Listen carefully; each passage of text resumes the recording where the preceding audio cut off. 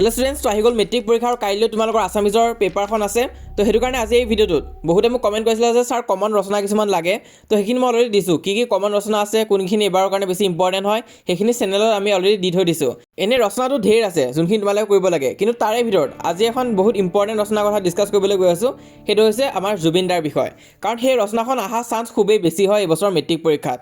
তোমালোকক ডাইৰেক্টলি জুবিন গাৰ্গ বুলিও দিব পাৰে, নহ'লে দিব পাৰে যে অসমৰ এগৰাকী মহান ব্যক্তি, তাতো তোমালোকে জুবিন দাৰ বিষয়ে লিখি থৈ আহিব পাৰা। নহ'লে তোমালোকক সুধিব পাৰে যে তোমাৰ প্ৰিয় সংগীত শিল্পী, এই বুলিও এছেখন দিব পাৰে। তো ৰচনাখন যেনেকুৱা ষ্টাইলতে নিদিয়ক কিয়, কিন্তু চান্স আছে যে জুবিন গাৰ্গৰ ৰচনাখন এইবছৰ অহাটো।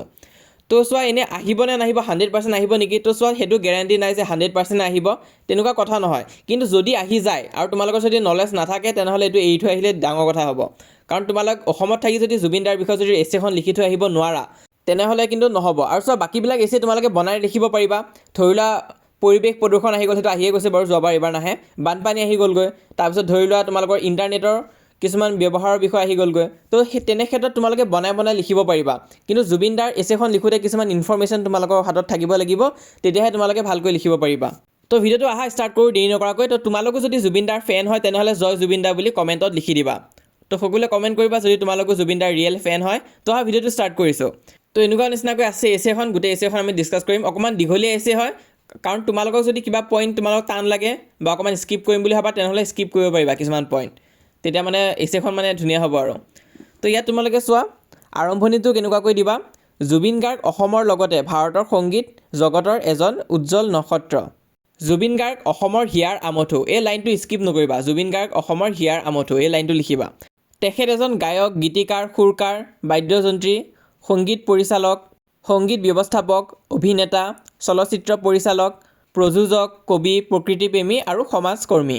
তাৰপিছত আৰম্ভণিৰ পিছত নেক্সট তোমালোকে জন্ম লিখিব লাগিব। তেওঁৰ জন্ম কেতিয়া হৈছিলে? 1972 চনৰ 18 নৱেম্বৰত মেঘালয় টুৰাত জুবিন গাৰ্গৰ জন্ম হয়। জুবিনৰ পিতৃৰ নাম হৈছে মোহিনী মোহন বৰঠাকুৰ। তেখেত কৰ্মসূত্ৰে মেজিষ্ট্ৰেট আছিল। তেওঁ এজন কবি, কপিল ঠাকুৰ ছদ্ম নামেৰে তেওঁ কবিতা লিখিছিল। মাতৃ ইলি বৰঠাকুৰ এগৰাকী অভিনেত্ৰী তথা সুগায়িকা আছিল। জুবিনৰ প্ৰকৃত নাম জুবিন বৰঠাকুৰ। প্ৰসিদ্ধ গীতিকাৰ জুবিন মেহতাৰ নামত জুবিনৰ নাম ৰখা হৈছিল। তেওঁলোকৰ গোত্ৰ গাৰ্গ হোৱাৰ বাবে পিছলৈ জুবিনৰ নামৰ পিছত গাৰ্গ দিয়া হৈছিল। নেক্সট পইণ্ট হৈছে সংগীত চৰ্চা আৰু শিক্ষা। জুবিনৰ সংগীতৰ প্ৰতি আগ্ৰহ শৈশৱতে গঢ় লৈ উঠিছিল। তেওঁ তবলা, কীবোৰ্ড, গীটাৰ, মেডলিন আদি বাদ্যযন্ত্ৰ দক্ষতা লাভ কৰিছিল। তেওঁ সংগীতৰ প্ৰশিক্ষণ প্ৰথমতে মাতৃৰ পৰা লৈছিল। পিতৃৰ চাকৰি সূত্ৰে কৰিমগঞ্জত থকাৰ সময়ত গুৰু ৰবীন বেনাৰ্জীৰ ওচৰত জুবিনে তবলা শিকিছিল। তাৰপিছত গুৰু ৰমণী ৰায়ৰ ওচৰত অসমীয়া লোকসংগীতৰ শিক্ষা গ্ৰহণ কৰে। তেওঁ তামুলপুৰ উচ্চ মাধ্যমিক বিদ্যালয়ৰ পৰা মেট্ৰিক পাছ কৰিছিল। যোৰহাটৰ জগন্নাথ বৰুৱা মহাবিদ্যালয়ৰ ছাত্ৰ। জুবিনে তেওঁলোকৰ পৰিয়াল গুৱাহাটীত স্থায়ীভাৱে গুচি অহাৰ পিছত গুৱাহাটীৰ বি বৰুৱা মহাবিদ্যালয়ত স্নাতক বিজ্ঞান শাখাত নামভৰ্তি কৰে। কিন্তু সংগীতৰ ক্ষেত্ৰখনৰ লগত সম্পূৰ্ণৰূপে নিজকে নিয়োজিত কৰিব লগা হোৱাত তেওঁ কলেজীয়া শিক্ষা আধৰুৱা হৈ ৰয়। তাৰপিছত আছে পৰিয়াল আৰু বিবাহ। জুবিনৰ দুগৰাকী ভগ্নী হ'ল জংকী বৰঠাকুৰ আৰু পামী বৰঠাকুৰ। জংকী বৰঠাকুৰ এগৰাকী গায়িকা লগতে অভিনেত্ৰী আছিল। পামী বৰঠাকুৰ এগৰাকী অধ্যাপিকা। তাৰপিছত চোৱা, 2004 চনত 4 ফেব্ৰুৱাৰীত জুবিন গাৰ্গ ফেশ্বন ডিজাইনাৰ গৰিমা শইকীয়াৰ লগত বিবাহ পাশত আবদ্ধ হয়। তাৰপিছত নেক্সট পাৰ্টটো অকণমান ডাঙৰ আছে, তোমালোকে দেখা পাইছা। সাহিত্যিক অৱদান, কাৰণ জুবিন গাৰ্গৰ সাহিত্যিক অৱদান ঢেৰ আছে, ইয়াত আমি লিখিও শেষ কৰিব নোৱাৰিম। হ'লেও কিছুমান ইম্পৰ্টেণ্ট দি দিছোঁ, তোমালোকে কি কৰিবা, কিছুমান বাছি ল'বা ইয়াৰ পৰাই, যদিহে, কাৰণ গোটেইটোতো লিখিব নোৱাৰিবা, মনত নাথাকিব। ইয়াৰ পৰাই কিছুমান ইম্পৰ্টেণ্ট শাৰী বাছি ল'বা। আৰু সাংস্কৃতিক অৱদানত কি লিখিবা চোৱা: 1992 চনত জুবিনৰ প্ৰথমটো গীতৰ এলবাম অনামিকা মুক্তি পোৱাৰ লগে লগে তেওঁ পেছাদাৰী সংগীত জগতত জড়িত হৈ পৰে। তাৰপিছত তেওঁৰ সপোনৰ সুৰ, জোনাকী মন, মায়া, আশা, মুক্তি, পাখি, জানমণি আদি এলবামসমূহে অসমীয়া সংগীতক নতুন উচ্চতালৈ লৈ গৈছিল। এই এলবামখিনিৰ নাম তোমালোকে লিখিবাই, খুবেই গুৰুত্বপূৰ্ণ হয়। তেওঁ মূলত অসমীয়া, বঙালী আৰু হিন্দী ভাষাৰ চলচ্চিত্ৰ আৰু সংগীত উদ্যোগত কাম কৰিছিল। 40টাতকৈও অধিক ভাষা আৰু উপভাষাত প্ৰায় 38,000তকৈও অধিক গীত গাইছিল। জুবিন গাৰ্গে 2000 চনত NK প্ৰডাকশ্যন অধীনত নিৰ্মিত তুমি মোৰ মাথো মোৰ ছবি অভিনেতা আৰু পৰিচালক হিচাপে আত্মপ্ৰকাশ কৰে।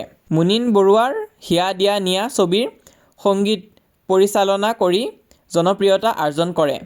তাৰপিছত আছে চোৱা পৰৱৰ্তী সময়ত জুবিন গাৰ্গৰ মন যায়, গানে কি আনে, তাৰপিছত মিছন চাইনা, কাঞ্চনজংঘা, ৰাজনীতি, চিকাৰ আৰু কেইবাখনো ছবিত অভিনয়, পৰিচালনা আৰু সংগীত পৰিচালনা কৰে। ৰৈ ৰৈ বিনালে 2025ত ৰিলিজ হৈছিল, সেইখন হৈছে তেওঁৰ অন্তিমখন ছবি। ইয়াৰ উপৰিও তেওঁ ভাৰতীয় কেইবাখনো হিন্দী চিনেমাত গীত গাইছে। গেংষ্টাৰ ছবিৰ য়া আলি শীৰ্ষক গীতটোৰে তেওঁ গোটেই ভাৰতত জনপ্ৰিয় হৈ পৰিছিল। তাৰপিছত আছে বঁটা আৰু সন্মান, ইয়াত কি আছে চোৱা, বঙালী চিনেমা শুধু তুমিৰ কাৰণে জুবিনে 2005 চনত শ্ৰেষ্ঠ সংগীত পৰিচালক বঁটা লাভ কৰিছিল। হিন্দী ছবি গেংষ্টাৰৰ য়া আলি গীতটিৰ বাবে জুবিনে 2006 চনত গ্ল'বেল ইণ্ডিয়ান ফিল্ম এৱাৰ্ড, গিফা আৰু ষ্টাৰডাষ্ট এৱাৰ্ডত শ্ৰেষ্ঠ নেপথ্য কণ্ঠশিল্পী বঁটা লাভ কৰিছিল। ইয়াৰ উপৰিও এখোজ অৱ চাইলেন্স ছবিৰ সংগীত পৰিচালনাৰ বাবে তেওঁ ৰজত কমল বঁটা লাভ কৰিছিল। নেক্সট পইণ্টটো হৈছে সামাজিক কাম। সামাজিক কাম কি কৰিছিলে? জুবিন গাৰ্গে বিভিন্ন সামাজিক কামৰ লগত জড়িত আছিল। তেওঁ বিভিন্ন সামাজিক কামৰ বাবে ধন আগবঢ়াই কলাগুৰু আৰ্টিষ্ট ফাউণ্ডেশ্যন নামৰ এটা দাতব্য সংস্থা চলাইছিল। অসমত বিধ্বংসী বানপানী হ'লে এই সংস্থাই সহায় প্ৰদান কৰে। তেওঁ পশু পক্ষী, গছ গছনি, নদী আদিক ভাল পাইছিল। তেওঁ গছ ৰোপণ কৰিছিল, গছ কাটাত বাধা দিছিল। জুবিন গাৰ্গ এজন অসাধাৰণ ব্যক্তি আছিল। অসমৰ কা বিৰোধী প্ৰতিবাদত আগভাগ লৈছিল। তেওঁ নিজকে ধৰ্মহীন বুলি গণ্য কৰিছিল আৰু তেওঁ কৈছিল যে তেওঁৰ কোনো জাতি বা ধৰ্ম নাই, তেওঁ মুক্ত।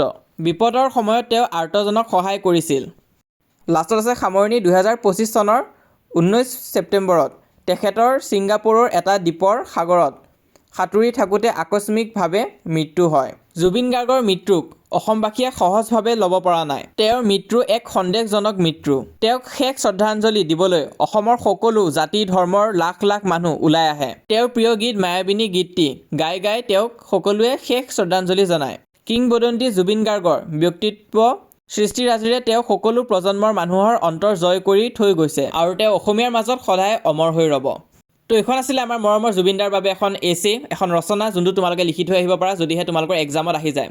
তো এতিয়া আহিবই নে নাহিব সেইটো ডাইৰেক্ট ক'ব নোৱাৰি, কিন্তু অহা চান্স এইবাৰ অকণমান বেছি আছে, সেইটো কাৰণে মই দি দিছোঁ। বাকীবিলাক আহিলেতো তোমালোকে অকণমান বনাই লিখিব পাৰিবা, কিন্তু জুবিনদাৰখন আহি গ'লে পটককৈ অকণমান কনফিউজন লাগিব পাৰে। তো ইয়াত বহুতখিনি কথা তোমালোকে জানিব পাৰিবা, এছেখন পঢ়িবা, লিখি ল'বা। আৰু কাইলৈ এক্সামৰ কাৰণে অল দ্য বেষ্ট। তোমালোকে লগতে হোৱাটছএপত জইন কৰা, তাত মই যিমান পাৰোঁ তোমালোকক কুৱেশ্যন এনচাৰ বা কিছুমান ইম্পৰ্টেণ্ট কুৱেশ্যন আদি দি সহায় কৰিব চেষ্টা কৰিম। তো তোমালোকে হোৱাটছএপত জইন কৰা, লিংকটো পিন কমেণ্টত দিয়া হৈ আছে, ক্লিক কৰা, পেজটো অ'পেন হ'ব, হোৱাটছএপত জইন কৰি ল'বা। আৰু যিসকলে চেনেলটো ছাবস্ক্ৰাইব কৰা নাই তোমালোকে চেনেলটো ছাবস্ক্ৰাইব কৰিবা।